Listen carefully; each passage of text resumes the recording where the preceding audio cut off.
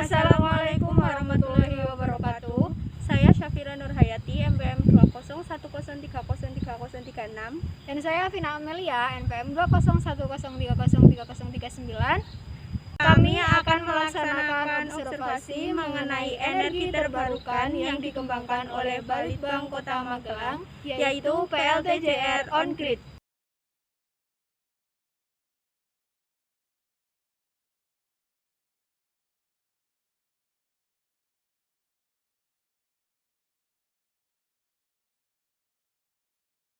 Kami dari Universitas Bidar ingin melakukan observasi mengenai PLTJR On-Grid yang dikembangkan oleh Balitbang Magelang.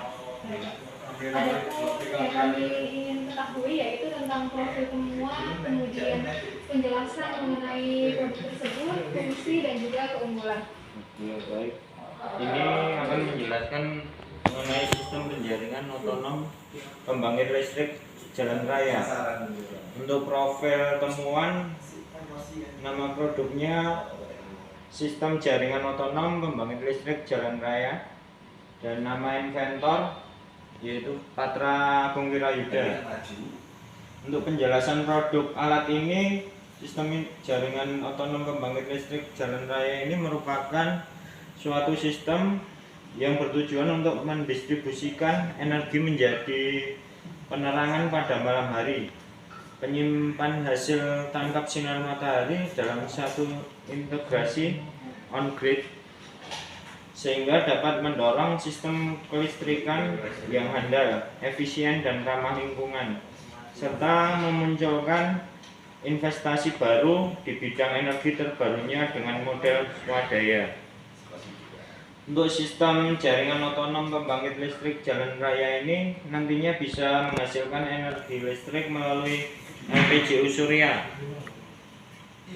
angin surya, atau saluran sanitasi jalan raya, thermal solar, atau panas atau getaran yang didapatkan dari lewatnya mobil yang melintas. Untuk fungsi produk, manfaat dari pemerintah daerah bisa menciptakan kedaulatan energi di daerah dan mengurangi efisiensi belanja daerah. Dari manfaat non pemerintah adalah menciptakan lapangan pekerjaan di bidang industri, energi dari investasi maupun industri kreatif inovasi produk yang akan muncul nantinya untuk memanen energi listrik di jalan raya, dan lapangan kerja di bidang perencanaan, pengadaan, pelaksanaan, pengawasan, dan perawatan. Untuk keunggulan produknya itu, yang pertama mendorong sistem kelistrikan yang handal, efisien, ramah lingkungan. Dan yang kedua, dapat mengurangi biaya pemakaian listrik dengan menggabungkan sistem kerja antara PLN dan PLTS on-grid.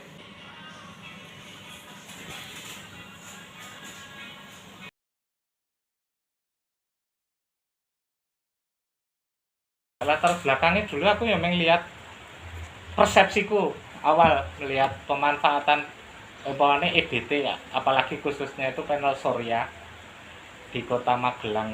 Pemerintah itu tuh kok hanya sistem, kan ada istilahnya, ada banyak ya faktornya, ada on grid, off grid, apa hybrid lah. Bahasanya kok di sini kok hanya menggunakan off grid. Off grid itu istilahnya lampu-lampu PJU di jalan raya itu, umpamanya di situ tuh yang bentuknya off grid itu kan istilahnya ada panel surya, ada aki, ada lampu. Jadi panennya siang hari disimpan, kemudian untuk konsumsi di malam hari. Aku ngomong padahal kalau lihat di situ kan ya, saya akan amini prinsip itu kalau posisinya di daerah-daerah kayak jauh dari pedalaman, kayak tertinggal jaringan listrik itu tidak ada jaringan utama. Jadi kayak jaringan yang PLN itu akan rancu, situ akan lihatnya kan nggak pas lah, nggak pas. Umpamanya lihat di sebelahnya itu ada kabel listrik gitu, kok pemanfaatannya kok sebelahnya ya ada lampu itu kan berarti kok harus disimpan toh. Kayak situ bahasanya siang hari mana ibu-ibu cewek gitu tuh siang hari itu kebutuhan masaknya itu namanya nasinya itu 5 istilahnya 5 piring gitu kok kenapa harus masak 10 yuk disimpan untuk nanti malam mantap gitu padahal nanti malam bisa menunya kan EBT harus kalau kepengen cari efisiensi loh kita ngitung efisiensi nah fungsinya sebenarnya kan situ lah mungkin awalnya makanya aku ambil judul itu pertama tuh otonom surya waktu ditanya waktu lomba 2017 itu tuh aku otonom surya tak ikutin di kota sama di Ide Gila Pertamina. Ide Gila di Pertamina itu aku istilahnya kalau konsep aja baru cerita. Kalau jalan tol itu udah dibuka, nanti kan dia butuh penerangan jalan. Nah, di situ tuh bisa kalau terintegrasi antar lampu, jangan disimpan, dijadikan integrasi antar lampu itu tuh malah istilahnya ada jaminan. Sebenarnya ya udah lama aku ngeliat dan istilahnya neliti itu maksudnya lampu jalan pertama otomatisnya lampu jalan loh waktu awal tuh aku lampu jalan tuh kok pakai panel surya pakai batu baterai apa nggak ada sistem yang lainnya dan permasalahannya jangka panjangnya biasanya tuh lampunya pada mati kalau nggak apa banyak proyek yang istilahnya mangkrak lah bahasanya lampunya gitu dan istilahnya pelaksanaan proyek itu tuh tidak bisa menjamin ini lampu pasti on terus lah aku bikin sebenarnya integrasi jaringan otonom itu juga didaftarin di paten kelihatannya tapi belum keluar 2 tahun prosesnya integrasinya itu nah kemudian karena PLTJR itu judul yang konsep yang utamanya yang kan ditanya di Litbang itu tuh intinya langsung mau mengembangkannya apa ya di jalan raya itu kalau bisa jadi integrasi itu ada jaringan di bawah selain jaringan PLN itu tempat tuh punya jaringan sendiri yang untuk apa istilahnya untuk sekarang kan banyak lampu jalan itu kan ikut apa masyarakat ikut bayarnya kan umpamanya itu tarif listrik TDA-nya berapa jadi tarif dasar listrik pokoknya TDA-nya kalau R1M 1467 kWh nah itu tuh nanti kan biaya berdasarkan perdanya atau apa itu kan 20% atau berapa tergantung peraturannya untuk bayar pembangkit jalan umum ini nah itu kan selama ini masih ikut di situ kalau ada sistem kalau daripada apa sistemnya 2 itu dulu dipahami dulu upgrade, on-grid sama hybrid tahu nggak maksudnya jadi bahasanya sekarang nek panel surya itu tuh berarti panel surya itu hanya menghasilkan atau merubah sinar matahari jadi arus DC panel suryanya secara teknis panel suryanya itu sinar matahari karena sifatnya fotovoltaik berarti cahaya sinar matahari dirubah ke istilahnya ke listrik tadi ke listriknya DC tetapi makanya situ udah lihat rubahnya listriknya ke DC nah sinar matahari kan nggak linear EBT itu kebanyakan kalau yang berhubungan sama sinar matahari itu nggak linear jadi ini mendung gini cahayanya bisa naik turun nah itu makanya ngomong ngangkat suatu permasalahan kan seperti itu ya makanya dalam satu daerah juga daerah itu sering mendung atau enggak itu untuk perencanaan awalnya lah jadi bahasanya kan seperti itu ya karena nggak linear itu kebanyakan yang diperkenalkan sistem yang orang pada paham panel surya itu harus pakai api diharuskan jadi diharuskan tuh pakai aki disimpan dulu nah padahal juga akhirnya yang bikin bengkak dalam perencanaan aki itu mudah rusak jadi banyak PLTS yang mangkrak itu karena ya akinya nggak ada yang bisa ngerawat atau apa di pedalaman itu kan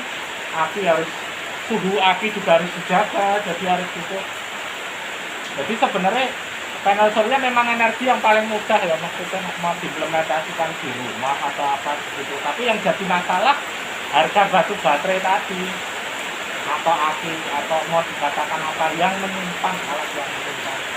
Nah itu kalau sistemnya upgrade. Sementara itu ya mau istilahnya mau ngembanginnya di mana, karena aku lihatnya di Magelang. Di Magelang itu bukan daerah pelosok ya, istilahnya panel suryanya harus pakai aliran upgrade itu maksudnya. Jadi sistemnya harus itu. Jadi di sini uang listrik juga ada. Jadi kalau bisa ya sistem yang akhirnya yang keluar kan antara hybrid atau on-grid sekalian. On-grid itu jaringan utama PLN. Jadi nek situ lihat sing alat yang di Litbang itu tanpa menyimpan siang hari, karena itu cocoknya masuknya di kantoran. Jadi kan kita ngukur dulu awalnya langsung kebutuhan Balitbang itu berapa. Ternyata perharinya dia kebutuhannya tinggi 30 kWh nya. Akhirnya ngikutin dananya adanya berapa. Waktu itu istilahnya turun dana untuk pengembangan itu alat itu, jadi kita bisa memanen tadi yang bisa dikatakan 4 kWh sehari. Jadi itu sebenarnya yang punya catatannya itu Mas Anjar peneliti ekonomi kalau namanya. Soalnya yang detail yang nyatet itu, soalnya alat pertama kali datang tuh ya istilahnya orang nggak ngeh sih maksudnya. Soalnya karena itu bukan di rumah tangga, kecuali itu alat itu tertempel di rumah tangga mungkin langsung bisa terkontrol terus. Jadi selama ada catatannya itu sebenarnya di awal ada catatannya itu, jadi bisa menghemat 4 kWh. Akhirnya ya sekitar 10% lah penggunaan dari Litbang itu bisa tercover di situ, dan itu nggak ada aki. Kalau nggak ada aki kan komponennya jelas cuma panel surya sama inverter yang rubah ke listrik DC tadi ke AC biar bisa masuk ke disinkronkan ke jaringan utama PLN, jadi disamakan ke situ. Itu penghematannya berapa, Pak? Nah, misal gini persen kan apa sih? Iya, nek penghematan bahasanya situ mau diukur dari mana dulu? Hah? Harus ada kasusnya biar jelas bahasanya. Ngomong persentase berarti kebutuhan di Litbang itu mau di, kan setiap kantor beda-beda kebutuhannya, dan ini alat bisa kapasitasnya bisa dibesarin, bisa dikecilin gitu. Kalau yang di Litbang itu kan istilahnya dia cuma 1200 WP ya. Kalau di bahasanya di panel surya itu watt peak WP. Nggak bisa ngomongin ke, karena ada bahasa WP, karena tadi sinar matahari itu nggak linear. Maksimalnya, panel maksimalnya 1200 watt, makanya nggak linear, dia bahasanya WP. Dan hitungan WP-nya umpamanya situ pasang 1200 WP aja, rata-rata average panen sehari berarti dikalikan 3,5 jam. KWH-nya segitu, itu average rata-rata KWH per hari. Ya, KWH itu ditauin dulu, jadi masalahnya banyak orang yang kepengen ke panel surya tetapi bahasa itu angka satuan nggak pernah dihiraukan. KWH itu tuh hitungan satuan kalau kita ngomongin PLN. Berapa KWH habisnya, penghitungan tarif itu dari KWH. Sementara ini biar diakumulasikan ke KWH kan kilowatt hour, harus ngomongnya kan alat lampu ini 100 watt hidup selama 10 jam. Berarti seharinya berapa? Oh, 100 kali 10 jam berarti seharinya 1 kWh, 1 kilowatt hour. Nah, maksudnya gitu. Berarti kalau aku punya lampu, beban lampu yang 100 kWh tadi, 1 kWh tadi, aku harus bikin panel surya seberapa? Berarti itu disesuaikan dengan ke Iya, sama anggaran toh. Disesuaikan mau persentasenya seperti apa. Dan sebenarnya ya sekarang kewajiban sih maksudnya. Kalau ngarahnya ke apa, konferensi Perancis, kesepakatan akan EBT itu akan di energi fosil akan mulai di, itu kan istilahnya negara sudah punya kesepakatan sama negara-negara lain. Nah, lalu sekarang juga EBT itu maksudnya gedung-gedung pemerintahan baru diwajibkan pakai itu Sebenarnya aku ngelakuin itu tuh udah faktornya karena kelainan panel tuh udah lama 2000 berapa, tetapi momentumnya itu karena pas dilakukan sekarang ya, era sekarang itu tuh harga listrik tuh mahal. Dulu zaman SBY 400 per kWh, sekarang R1M 1467. Jadi orang kalau mau berinvestasi di panel surya masuk akal, tergantung sistemnya dan yang mau dihitung efisiensinya. Lah cara menghitungnya yang benar ya tadi siang harinya saja yang dihitung, jangan malam harinya. Makanya paling cocok kok efisien untuk perkantoran atau apa ya, karena dia banyak aktivitasnya di siang hari. Kalau perumahan berarti itu harus disimpan, kalau dia punya besar pun itu akan efisiensinya akan nggak masuk. Tapi kalau kantoran atau apa yang punya pabrik atau yang punya aktivitas yang harinya ada, nah itu istilahnya bisa, bahasanya kalau ngomong menghemat ya tergantung tarifnya listrik PLN-nya. Kalau tarif PLN-nya ini kan masalahnya ngomongnya semi konserva menjaga alam. Jadi maksudnya niatnya kalau hanya ekonomis saja yang dilihat ya faktornya tadi tergantung. Kalau di rumah Yadik tarif listriknya apa? R1 cuma murah. R1 yang berapa? 450 watt atau 900. Kalau yang 900 R1-nya cuma 900-an. Nah, nanti dihitung lebih ngirit mana investasi itu sama. Kalau ngomong soal penghematan dari segi apa? Ekonomi. Tadi segi yang kalau segi teknisnya yang kepengin dihemat berapanya apa? Kantor itu mau butuh berapanya. Tapi sebenarnya kalau yang di Litbang itu karena jadi awal ya bahasanya kalau 2017 ya termasuk lagu pertama lah sebenarnya, lagu-lagu awal yang di kantoran tuh sebenarnya kalau dipasangi panel surya model. Kalau sekarang kan PLTS rooftop, jadi ditaruh di atap rumah gitu. Nah itu tuh logis lah, maksudnya masuk akal karena dia kantornya siang dan tidak perlu disimpan. Rata-rata kebanyakan orang pasti bahasanya bisa awet. Maunya orang tanya aku kalau pasang panel surya di rumah butuh yang bisa wattnya sama kayak rumah ini. Jadi dia kepengennya independen, langsung putus hubungan sama PLN. Berarti istilahnya gitu. Nah itu kan bahasanya ngomongnya genset. Itu ngomongnya PLTS mau dibawa ke genset lah. Kenapa harus investasi yang kadang saya ngarahin yo fungsinya kadang ilmu pengetahuan pokoknya di teknik sipil ya cara membangun bangunan yang murah, efisien dan kuat. Biasanya kan seperti itu umpamanya kalau yang di teknik sipil apapun istilahnya bentuk kebidangannya pasti akan carinya ke cara perencanaan pembangunan yang murah, efisien. Jadi kalau sebenarnya ya mungkin satu rumah bisa dipasangi total 3000 watt, tapi dia siang harinya pakainya cuma 150 WB atau apa, jarang hidup listriknya di situ ya akan lebih efisien, dia cuma pasang segitu bahasanya kalau larinya on grid. Tapi kalau disimpan tuh energi dirubah tadi supaya bisa masuk ke aki. Itu tuh istilahnya kalau hukum kekalan energi ruginya berapa, efisiensinya di berapa. Habis di situ dirubah lagi dari aki tadi dipindah lagi ruginya di berapa kalau ngomongin nominal.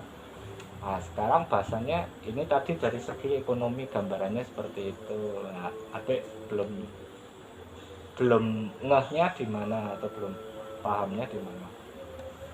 Kalau kendala yang dialami saat itu masang atau saat perencanaan gitu itu apa?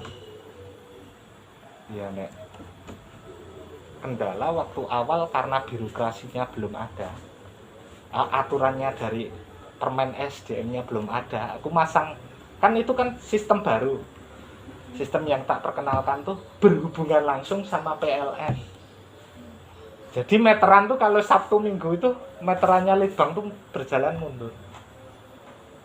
Jadi nabung listrik ke padahal aku tahu KWA Exim itu dari tahun lama PLN tuh punya meteran yang bisa nabung.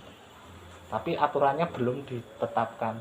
sekarang 2018 kalau nggak 2019 ya, permennya turun. PLN siap, bahasanya PLTS rooftop siap memasang KWH Exim namanya. Jadi meteran itu bisa ditabung, tapi PLN minta waktu itu aturan awal 30% dari biaya. Umpamanya situ panennya 1 kWh sehari, 30%-nya dipotong untuk PLN dan itu tidak bisa diuangkan.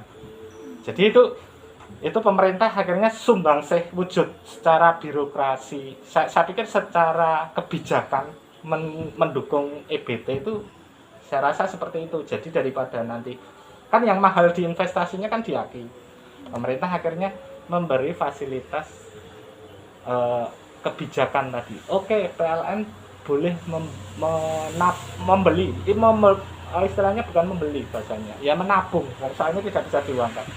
Jadi hasil-hasil dari masyarakat tadi, umpamanya PLTS, rooftop tadi, umpamanya di aturannya permennya itu umpamanya rumah 1.300, ya maksimal dia bisanya cuma 1.300 dulu. Nah, itu panennya nanti umpamanya kelebihan, siang harinya bisa dikirimkan, nanti malam harinya mau diambil lagi, meterannya nanti kurang, namanya tabungan. Itu bisa di browsing untuk permennya dan kelihatannya ada perubahan lagi persentasenya. Tapi awalnya saya yang tahu waktu pas di awal, tapi waktu Litbang masang itu permen itu belum turun. Soalnya setelah itu ada bahasa-bahasa yang istilahnya kadang saya sebenarnya mempersiapkan itu tuh biar SDM lokal bisa bersaing maksudnya. Jadi nanti kalau ada sertifikasi tadi itu maksudnya orang-orang lokal bisa punya kompetensi dan bisa larinya itu proyek plat merah atau pemerintah kan harus punya sertifikasi atau apa badan hukum yang berusaha. Sebenarnya di awal saya mendorong di sini ada peluang baru loh di situ. Nantinya itu ngarahnya kalau gitu dan wujud kebijakan sebenarnya sudah kebaca dari awal kalau aku. Kalau di itu istilahnya on grid system. Jadi on grid system tuh panel surya masuk ke suatu alat yang bisa dikatakan inverter, merubah DC ke AC, AC-nya langsung di storein ke PLN, ke jaringan utama. Nah, nanti ya itu kalau on grid system itu saya lihat sistem itu tuh sebenarnya sistem kalau di luar negeri mungkin udah diterapin lama, cuma di sini tuh bahasanya apa ya? Ya tadi mungkin taunya dari awal tuh panel surya itu PLTS tuh ada akinya. Jadi faktornya ya udah. Mindset orang tuh oh ini ada sistem yang larinya tanpa aki langsung ke jaringan utama gitu. Sebenarnya saya awalnya itu ngomongin otonom surya itu waktu ikut lomba itu sebenarnya malah ditanya itu larinya edukasi ya. Biar ada kebijakan daerah yang larinya kalau kepengen BUMD energi atau apa bikin jaringan di bawah selain PLN tadi maksudnya yang istilahnya kayak konsumsi udah pasti kan sekarang nek pemerintah daerah kan jalan umum penerangan jalan umum itu. Nah, itu kan setiap tahun juga bayar setiap bulannya juga kan bayar listrik ke PLN. Nah, jaringan itu diintegrasikan lalu tadi bahasanya saling terintegrasi di situ tuh mungkin ada energi apa yang bisa yang penting EBT bisa untuk mengurangi itu. Jadi pembangunannya konsen di EBT itu aku. Tadi kan udah kelebihan Pak banyak. Terus kalau kekurangan yang mungkin masih bisa diperbaiki atau ya kekurangan bahasanya karena pemainnya pertama ya pemainnya karena komponen mungkin komponen TKDN-nya ya itu kan istilahnya kebanyakan barang pabrikasi semua ya faktornya karena di situ bukan suatu hal yang jadikan apa ya fokus tujuan jadi mungkin riset-riset di situ yang orang-orang lokal sendiri mungkin pertama bahasanya nggak banyak yang kepengen punya istilahnya pabrik inverter aja atau apa. Kalau panel surya mungkinan terlalu jauh ya bahasanya lah. Kita tuh hanya sebagai bahasanya kalau EBT di panel surya itu mungkin kayak apa ya? Bukan pemproduksi tapi perakit. efisiensi perencanaannya di efisiensi ya. Kelemahannya bahasanya, kalau kelemahannya tadi karena itu pabrikasi, barang pabrikasi ya, di lapangan tuh banyak barang yang spek tulisan dengan spek realnya itu beda, jadi spek teknisnya umpamanya beda. Apalagi sekarang banyaknya barang dari Cina ya, situ ngomong 1000 WP nya dia itu tuh apakah 1000 real bener barang Cina, bahasanya kan larinya seperti itu. Nah, kalau kelemahannya ya bahasanya kelemahan jangka panjangnya ya, faktornya ya tadi kebijakan harus berpihak. Memang mau EBT jadikan energi masa depan, jadi saya rasa ya pemerintah atau mungkin adik sebagai edukasi nantinya besok jadi pengajar ya, bahasanya harapkan di sini itu memang larinya yuk, fokus sasarannya semua tujuannya satu, isinya ini energi masa depan yang besoknya akan dipakai. Dengan larinya ke situ dikasih sampel-sampel suatu permasalahan tadi, pokok suatu daerah itu punya karakteristik sendiri dalam perencanaannya harus berbeda. Itu istilah pola pikir runtun lah yang maksudnya.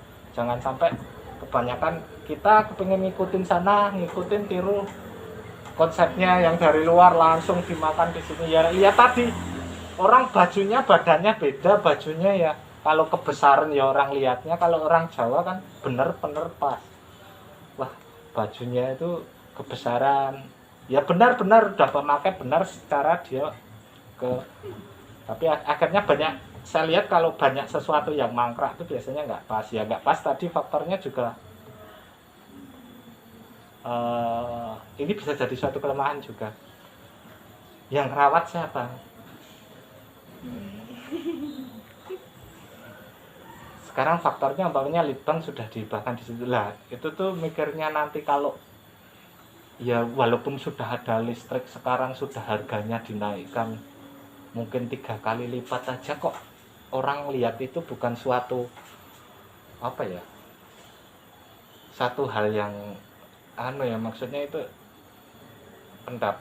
ya maksudnya itu efisiensi bisa dinilaikan nominalkan.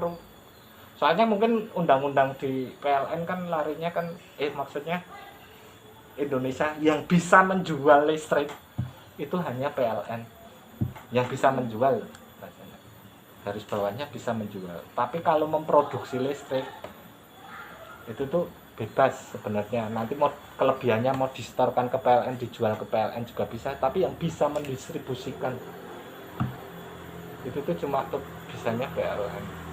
Kita masih punya aturan yang di situ. Ya mungkin kalau konsennya di EBT memang ya sebenarnya lihat aja, bahas aja diskusi permasalahan sekarang, umpamanya nggak usah jauh-jauh ke nasional, ke pemerintah daerah dulu sudah melek enggak tahu bahasanya. Umpamanya situ nggak usah jauh-jauh di kota sama di kabupaten. Di kota nanti terhadap panel surya seperti apa, umpamanya situ masuk aja ke LH, traumatisnya seperti apa. Nanti di kabupaten juga traumatisnya seperti apa. Kalau dia ngomongin wah itu rusak atau mudah rusak gini-gini. Nah, dia nih ngomong jangan pukul rata dulu. Belinya produk apa, sistemnya seperti apa, integrasinya seperti apa. Kalau ini bahasanya kan sistem terintegrasi. Jadi maksudnya karena masih terintegrasi sama jaringan utama, jadi jaminan jaringan itu selalu ada tegangan atau istilahnya ada listrik.